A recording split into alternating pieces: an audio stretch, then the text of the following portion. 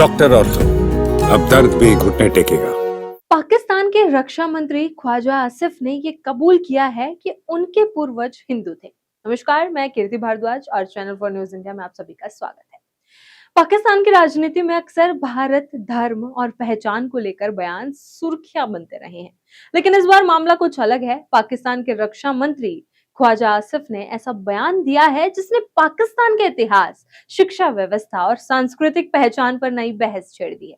एक इंटरव्यू में ख्वाजा आसिफ ने खुलकर कहा कि पाकिस्तान के बच्चों को गलत इतिहास पढ़ाया जा रहा है और देश के लोग अपनी असली जड़ों से दूर होते जा रहे हैं।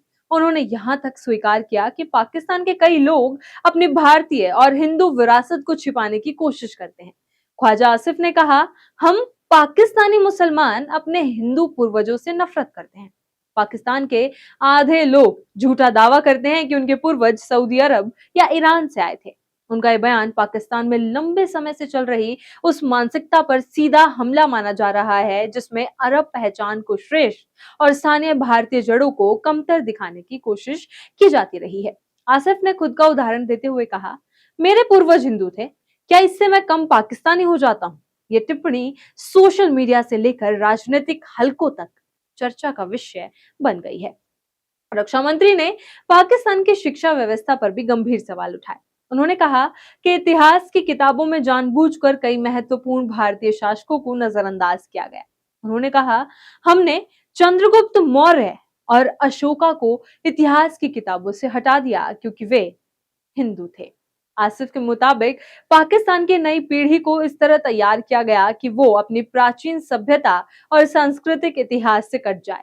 उन्होंने दावा किया कि आज पाकिस्तान में कई युवाओं को ये तक नहीं पता कि चंद्रगुप्त मौर्य और अशोक कौन थे। ख्वाजा आसिफ ने यह भी कहा कि शीत युद्ध और बाद के दौर में पाकिस्तान को अमेरिका की रणनीतिक जरूरतों के हिसाब से इस्तेमाल किया गया और उसी दौरान समाज की सोच और इतिहास की व्याख्या भी बदली गई। उनके अनुसार पाठ्य पुस्तकों और राष्ट्रीय नैरेटिव को इस तरह तैयार किया गया कि समाज में एक खास वैचारिक सोच विकसित हो।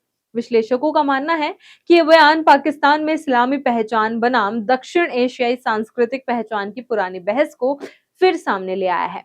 ख्वाजा आसिफ का यह बयान ऐसे समय में आया है जब वो पहले से ही इजराइल और अमेरिका को लेकर दिए गए बयानों की वजह से विवादों में है। हाल ही में अमेरिकी राष्ट्रपति डोनाल्ड ट्रंप ने पाकिस्तान सहित कई मुस्लिम देशों से अब्राहम अकॉर्ड्स में शामिल होने और इजराइल को मान्यता देने की अपील की थी।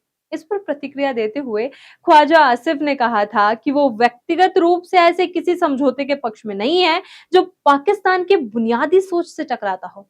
उन्होंने दोहराया कि पाकिस्तान तब तक इजराइल को मान्यता नहीं देगा जब तक 1967 की सीमाओं के आधार पर पूर्वी यरूशलेम को राजधानी बनाकर स्वतंत्र फिलिस्तीन राज्य नहीं बनता।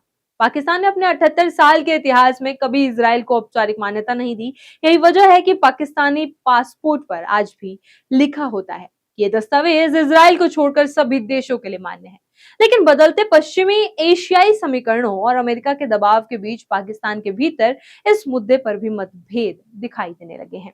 आसिफ के बयानों के बाद अमेरिका में भी प्रतिक्रिया देखने को मिली। अमेरिकी रिपब्लिकन सांसद लिंडसे ग्राम ने पाकिस्तान की भूमिका पर सवाल उठाए। उन्होंने कहा कि इजराइल के प्रति पाकिस्तान का नजरिया लंबे समय से नकारात्मक रहा है और ऐसे में अमेरिका, ईरान या इजराइल से जुड़े मामलों में पाकिस्तान की मध्यस्थता समस्याओं से भरी हो सकती है। ख्वाजा आसिफ के बयान ने पाकिस्तान में एक ऐसे सवाल को फिर जिंदा कर दिया है जिसे वहां लंबे समय से दबा कर रखा गया।